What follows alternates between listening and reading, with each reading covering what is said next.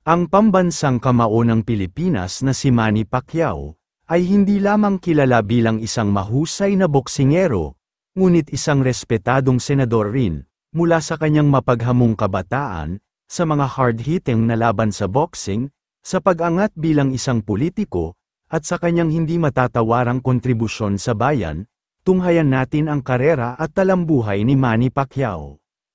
Pero, sino nga ba si Manny Pacquiao? Si Emmanuel Dapiedran Pacquiao o mas kilala bilang Manny Pacquiao ay isinilang sa Kibawe, Bukidnon noong 17 ng Disyembre taong 1978. Siya ay pang-apat sa 6 na anak ng dating mag-asawa na sina Rogelio Pacquiao at Jonicia Dapiedran. Nang maghiwalay ang kanyang mga magulang, lumipat sila at nanirahan sa General Santos City sa South Cotabato.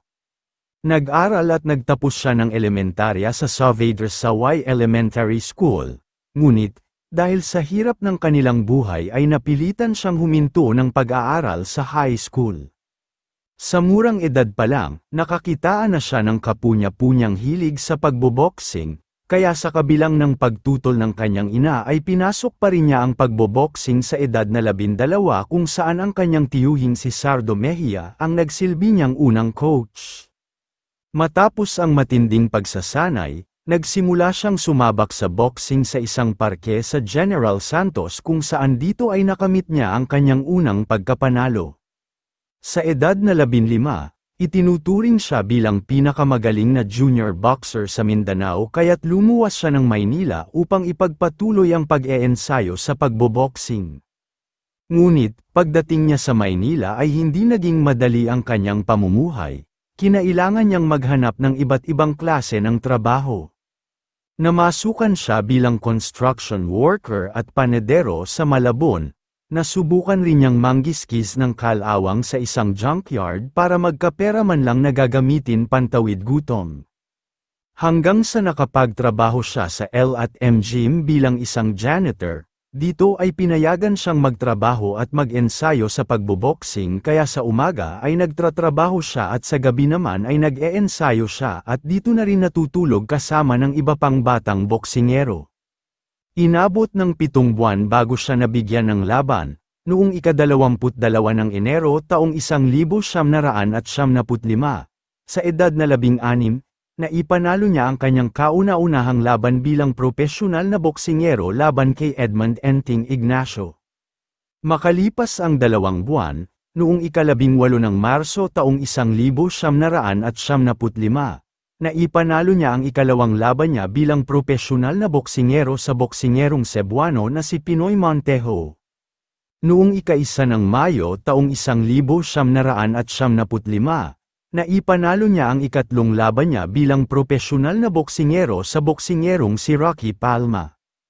Noong ika-1 ng Hulyo taong 1975, na ipanalo niya ang ika-4 na laban niya bilang propesyonal na boksingero sa boksingerong si Del Desierto.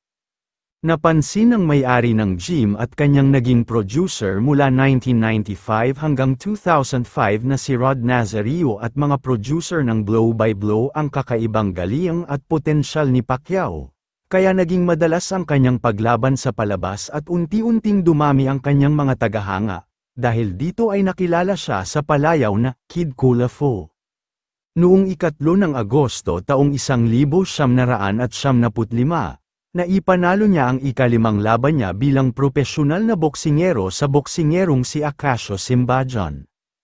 Sa kanyang ika-6 hanggang ika-11 na laban mula ika-16 ng Setyembre taong 1975 hanggang ika-13 ng Enero taong 1976, sa mga boksingerong sina Armando Rosial, Lolito Laroa, Renato Mendonce, Rudolfo Fernandez, Rolando Toyogon, at Lito Torrejos ay napanatili niya ang kanyang pagkapanalo. Nang maubusan si Manny ng mga kakompetensya sa Asia, si Rod Nazario ang nagdala kay Manny sa Wildcard Gym kung saan nagsimula ang tambalang Manny Pacquiao at Coach Freddie Roach. Noong ika-9 ng Pebrero taong 1976, nalasap ni Pacquiao ang kanyang unang pagkatalo via KO, nang makalaban niya ang kapwa Filipino boxer na si Rustico Torrecampo. Dahil sa pagkatalo niyang iyon ay lalong nagpersige si Pacquiao upang maging malakas kaya pagdating ng kanyang mga sumunod na laban sa mga boksingerong sina Marlon Carrillo, John Medina, Bert Battailer, Ipo Gala, Sung Yun Lee, Mike Luna, Wook Ki Lee, Ariel Austria, Chok Chai Chok Vivet, Melvin Magramo, Narong Dutch Duyawat, at Shin Terao ay muli niyang napanatili ang pagkapanalo. Noong Disyembre taong 1978, nakuha ni Pacquiao ang World Boxing Council, o WBC, World Flyweight title at nanalo via knockout laban sa Thailand boxer na si Chatchai Sisokol, nang mapatambo niya ito sa ika-8 round ng kanilang laban. Noong Pebrero taong 1979, lumaban si Pacquiao sa isang non-title fight at nanalo via technical knockout laban sa Australian boxer na si Todd McElhem, nang mapatambo niya ito sa ika-3 round ng kanilang laban. Noong Abril taong 1979, napanatili ni Pacquiao ang kanyang WBC flyweight title nang manalo siya via technical knockout laban sa Mexican boxer na si Gabriel Mira, nang mapabagsak niya ito sa ika-4 na round ng kanilang laban. Maliban sa karera sa pagboboxing, nagkaroon rin si Pacquiao ng sariling pamilya. Noong ika-9 ng Mayo taong 1979, nang may kasal siya kay Jinky Hamora sa isang civil wedding. Sa kanilang pagsasama ay biniyayaan sila ng 5 anak na binubuo nina Emmanuel Jr., o Jimwell, Michael Stephen, Mary Divine Grace, o Princess, Queen Elizabeth, o Queenie, at Israel. Kahit na nagkaroon na siya ng sariling pamilya ay hindi pa rin siya tumigil sa pagboboxing. Noong Setyembre taong 1979, nakuha ni Pacquiao ang kanyang ikalawang pagkatalo, nang siya ay matalo via knockout laban sa Thailand boxer na si Medgoen Singh Sirat, nang mapabagsak siya nito sa ika-3 round ng kanilang laban. Noong Disyembre taong 1979, nakuha ni Pacquiao ang WBC International Super Bantamweight title at nanalo via knockout laban sa Filipino boxer na si Reynanti Jamili, nang mapabagsak niya ito sa ika-2 round ng kanilang laban. Noong Oktubre taong 2000, napanatili ni Pacquiao ang kanyang WBC International Super Bantamweight title nang manalo siya via technical knockout laban sa Australian boxer na si Nadal Hussein, nang mapabagsak niya ito sa ika-10 round ng kanilang laban. Noong Hunyo taong 2001, nakuha ni Pacquiao ang International Boxing Federation, o IBF, Junior Featherweight title at nanalo via technical knockout laban sa South African boxer na si Leila Hanola Ledwaba, nang mapatambo niya ito sa ika-6 na round ng kanilang laban. Noong Nobyembre taong 2001, nakalaban ni Pacquiao ang Dominican boxer na si Agapito Sanchez na nagresulta sa tabla. Noong Hunyo taong 2002, napanatili ni Pacquiao ang kanyang IBF Super Bantamweight title nang manalo siya via technical knockout laban sa Colombian boxer na si George Eliezer Julio, nang mapatambo niya ito sa ika-2 round ng kanilang laban. Noong Agosto taong 2002, nanalo si Pacquiao laban sa Filipino-American boxer na si Jesus Salud sa isang 3-round exhibition match sa Honolulu sa Hawaii.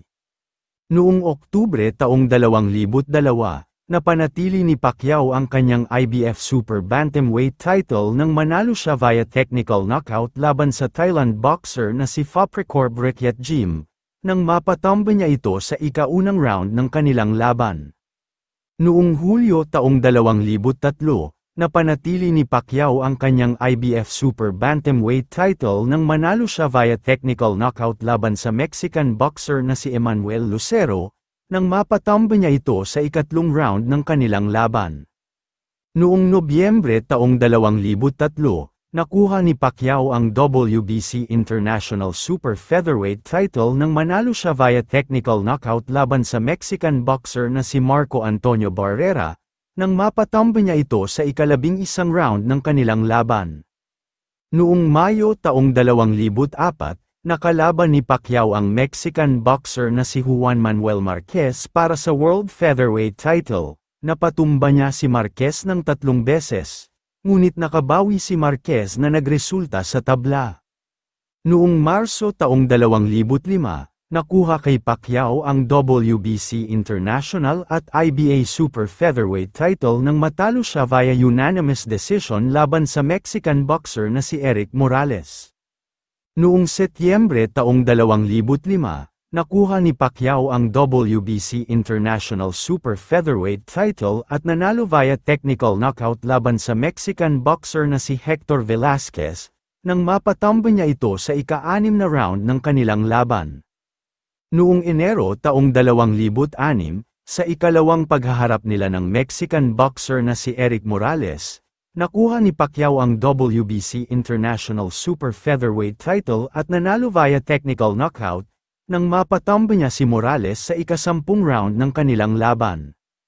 Noong Abril taong 2006, sa pagnanais niyang makapaglingkod sa bayan, sumali siya sa Philippine Army Reserves at humawak ng ranggong sarhento. Kahit na sumali siya sa Philippine Army bilang sundalo, hindi pa rin siya tumigil sa pagboboxing. Noong Hulyo taong 2006, nakuha ni Pacquiao ang WBC International Super Featherweight title at nanalo via unanimous decision laban sa Mexican boxer na si Oscar Larios. Noong 3 ng Hulyo taong 2006, isang araw matapos manalo laban kay Larios, personal na ipinagkaloob ni Pangulong Gloria Macapagal Arroyo ang Order of Lacandula na may ranggo na Champion for Life, at plaque ng pagpapahalaga kay Pacquiao sa isang simpleng seremonya na ginanap sa Presidential Study ng Palasyo ng Malacanang. Noong Nobyembre taong 2006, sa ikatlong paghaharap nila ng Mexican boxer na si Erik Morales, nakuha ni Pacquiao ang WBC International Super Featherweight title at nanalo via knockout, nang mapatamba niya si Morales sa ikatlong round ng kanilang laban. Sa huling bahagi ng taong 2006, noong ika-1 ng Disyembre, siya ay na-promote bilang technical sergeant. Noong 2007, binalak niyang tapusin ang pag-aaral, kaya noong Pebrero ng taong iyon ay kumuha siya ng high school equivalent exam at sa kabutihang palad ay nakapasa. Dahil dito, binigyan siya ng high school diploma ng kagawaran ng edukasyon.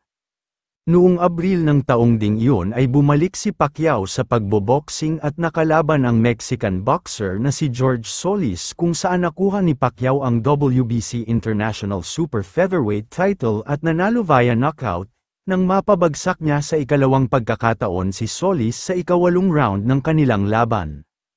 Noong Mayo ng taong ring iyon ay sinubukan ni Pacquiao na pasukin ang politika, kaya tumakbo siya bilang congressman ng unang distrito ng South Cotabato, ngunit siya ay natalo ni incumbent Representative Darlene Antonino Custodio. Nang matalo ay bumalik siya bilang isang boksingero. Noong ika-6 ng Oktubre taong 2007, sa ikalawang paghaharap nila ng Mexican boxer na si Marco Antonio Barrera, nakuha ni Pacquiao ang WBC International Super Featherweight title at nanalo via unanimous decision. Noong ika-7 ng Oktubre taong 2007, natamo niya ang pinakamataas na ranggo sa mga enlisted personnel na Master Sergeant. Noong Hunyo taong 2008, nakuha ni Pacquiao ang WBC Lightweight title at nanalo via technical knockout laban sa American boxer na si David Diaz, nang mapatamba niya ito sa ika-9 na round ng kanilang laban. Noong Disyembre taong 2008, lumaban si Pacquiao sa isang non-title welterweight title at nanalo via technical knockout laban sa American boxer na si Oscar De La Hoya, nang mapatamba niya ito sa ika-8 round ng kanilang laban. Noong ika-2 ng Mayo taong 2009, nakuha ni Pacquiao ang IBO at the ring light welterweight title at nanalo via knockout laban sa United Kingdom boxer na si Ricky Hatton, nang mapabagsak niya ito sa ika-2 round ng kanilang laban. Makalipas ng isang araw matapos ng kanyang laban kay Ricky Hatton, Noong ika-4 ng Mayo taong 2009 ay ibinigay kay Pacquiao ng Philippine Army ang special rank na Senior Master Sergeant at karagdagan nito ay itinalaga siya bilang Command Sergeant Major ng 15th Ready Reserve Division. Noong Nobyembre taong 2009, nakuha ni Pacquiao ang WBO welterweight title at nanalo via technical knockout laban sa Puerto Rico boxer na si Miguel Cotto, nang mapatamba niya ito sa ika-12 round ng kanilang laban. Noong Marso taong 2010, napanatili ni Pacquiao ang kanyang WBO welterweight title at nanalo via unanimous decision laban sa Ghanaian boxer na si Joshua Clottey. Pagkatapos ng kanyang laban sa Ghanaian boxer na si Joshua Clottey noong Marso taong 2010 ay muli niyang sinubukan na pumasok sa politika. Kaya noong Mayo taong 2010 ay tumakbo siya bilang congressman ng unang distrito ng Sarangani at sa kabutihang palad ay nanalo siya laban kay Roy Chongbian at nagsilbi hanggang 2016. Ngunit, kahit na siya ay isa ng kongresista, hindi pa rin siya tumigil sa pagboboxing. Noong Nobyembre taong 2010, nakuha ni Pacquiao ang WBC Super Welterweight title at nanalo via unanimous decision laban sa Mexican-American boxer na si Antonio Margarito. Noong Mayo taong 2011, nakuha ni Pacquiao ang WBO Welterweight title at nanalo via unanimous decision laban sa American boxer na si Shane "Sugar" Mosley. Bago matapos ang taon, noong Disyembre taong 2011, na-promote si Technical Sergeant Manny Pacquiao bilang Lieutenant Colonel. Noong ika-9 ng Hunyo taong 2012, nakuha kay Pacquiao ang kanyang WBO welterweight title nang matalo siya sa isang 12-round fight via split decision laban sa American boxer na si Timothy Bradley. Noong Nobyembre taong 2012, sa ikalawang laban nila ng Mexican boxer na si Juan Manuel Marquez ay nakuha ni Pacquiao ang WBO welterweight title at nanalo via unanimous decision. Noong Disyembre taong 2012, sa ikatlong laban nila ng Mexican boxer na si Juan Manuel Marquez ay natalo siya rito via knockout, nang siya ay mapatamba nito sa ika-6 na round ng kanilang laban. Noong Nobyembre taong 2013, nakuha ni Pacquiao ang WBO International Welterweight title at nanalo via unanimous decision laban sa American boxer na si Brandon Rios. Noong ika-12 ng Abril taong 2014, sa ikalawang paghaharap nila ng American boxer na si Timothy Bradley, nakuha ni Pacquiao ang WBO Welterweight title at nanalo via unanimous decision.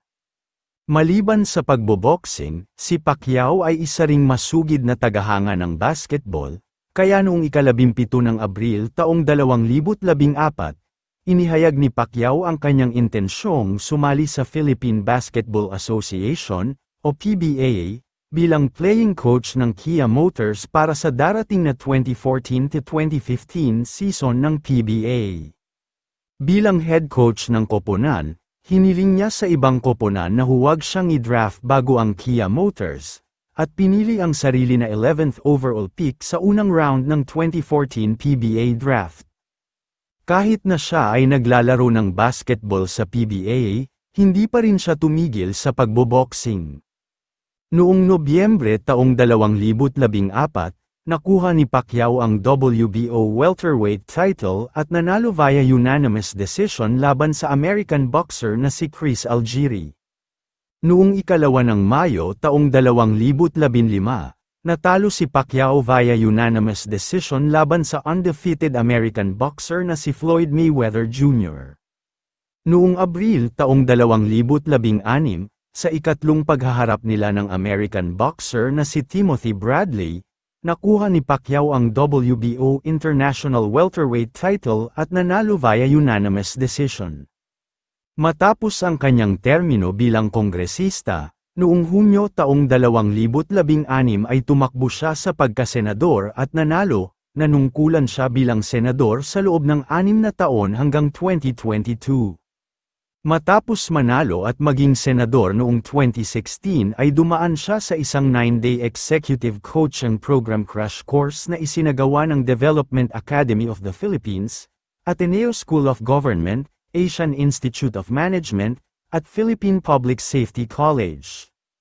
Bilang senador, nakapaghain siya ng maraming panukalang batas at naglingkod sa iba't ibang komite sa Senado. Ang kanyang mga prioridad sa Senado ay ang pagkakaroon ng libreng edukasyon sa kolehiyo, pagpapatupad ng National ID System, pagpapabuti ng kalusugan at kapakanan ng mga Pilipino, National Bible Day Act at Philippine Boxing Commission Act. Kahit na siya ay isa ng senador, hindi pa rin siya tumigil sa pagboboxing. Noong Nobyembre taong 2016, nakuha ni Pacquiao ang WBO welterweight title at nanalo via unanimous decision laban sa American boxer na si Jesse Vargas. Noong Hulyo taong 2017, nakuha kay Pacquiao ang WBO welterweight title at natalo via unanimous decision laban sa Australian boxer na si Jeff Horn. Noong Disyembre taong 2017, na-promote si Lieutenant Colonel Manny Pacquiao bilang Colonel. Noong Hulyo taong 2018, nakuha ni Pacquiao ang WBA regular welterweight title at nanalo via technical knockout laban sa Argentinian boxer na si Lucas Metise, nang mapabagsak niya ito sa ika-7 round ng kanilang laban. Sa kanyang karera sa pagbabasketball, malimit lamang siyang makapuntos sa mga laro at madalas na hindi siya nakakapaglaro dahil sa mga ibang importanteng ginagawa. Dahil dito, noong 2018 ay inanunsyo ni Pacquiao ang kanyang pagreretiro sa basketball. Noong Enero taong 2019, nakuha ni Pacquiao ang WBA regular welterweight title at nanalo via unanimous decision laban sa American boxer na si Adrian Broner. Noong Hunyo taong 2019, binigyan si Pacquiao ng Meritorious Achievement Medal at Manifesto Plaque ng Philippine Army para sa kanyang matagumpay na pagtatanggol sa kanyang WBA regular welterweight title laban kay Adrian Broner noong Enero taong 2019 sa Las Vegas. Noong Hulyo taong 2019, nakuha ni Pacquiao ang WBA Super Welterweight title at nanalo via split decision laban sa American boxer na si Keith Thurman. Noong Agosto taong 2021, natalo si Pacquiao at nakuha sa kanya ang WBA Super Welterweight title via unanimous decision laban sa Cuban boxer na si Yord Ines Ugas.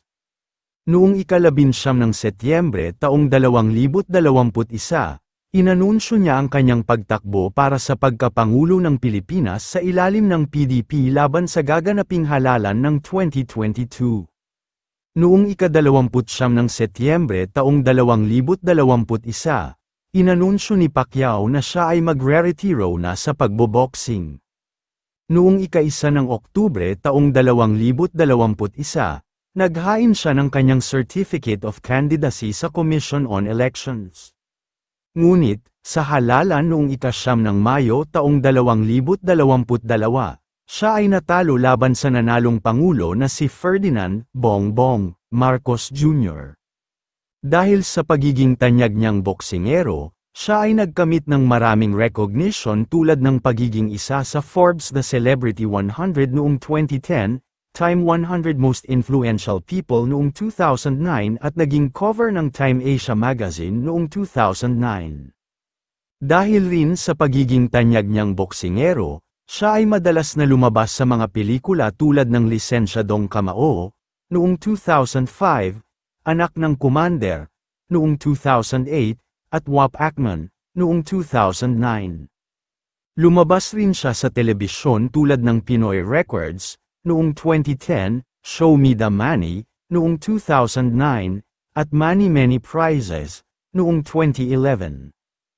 Bukod dito, nakapagpalabas rin siya ng mga kanta na naging tanyag sa Pilipinas tulad ng Para Sa'yo Ang Laban Na To. Para sa'yo ang laban na to. Para sa'yo ang laban na to.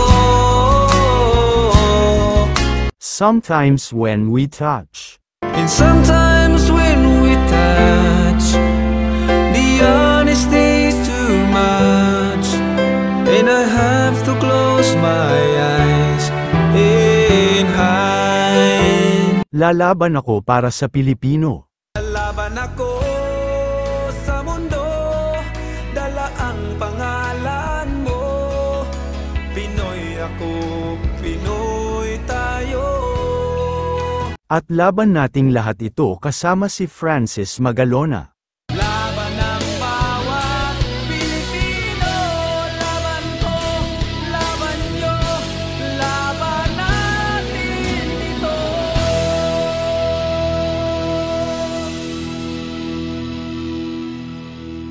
Kung kayo ay aking tatanungin, anong masasabi ninyo sa talambuhay na ito, mag-comment lang. So, ayun lamang ang talambuhay natin ngayong araw, sana ay may natutunan kayo. Huwag na rin kalimutang mag-like at mag-subscribe para maging updated sa mga panibagong video. Maraming salamat po.